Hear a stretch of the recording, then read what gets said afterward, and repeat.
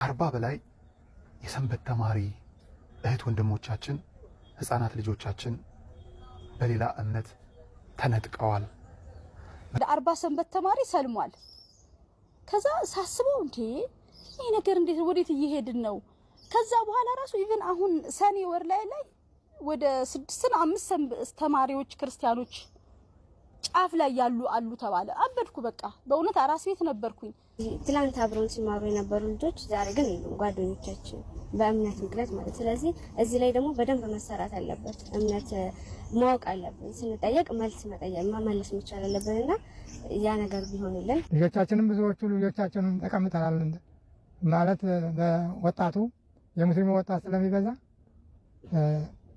ተቀምጠናል። ወደዛ ብዙዎቹ ልጆች እያንዳንዳችን አንዳንድ ልጅ ሁለት ልጅ ገብረናል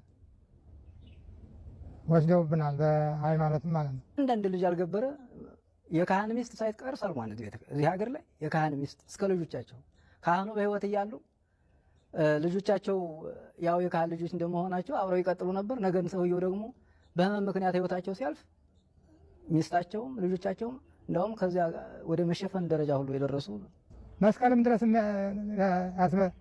የሚያስበጥሷቸው ልጆች ያ መስቀሉ ተበጥሶብኝ ነው ለመናገር እንኳን እያፈሩ ጠንከር ለማድረግ እንግዲህ ብዙ መሀይሞች ነን።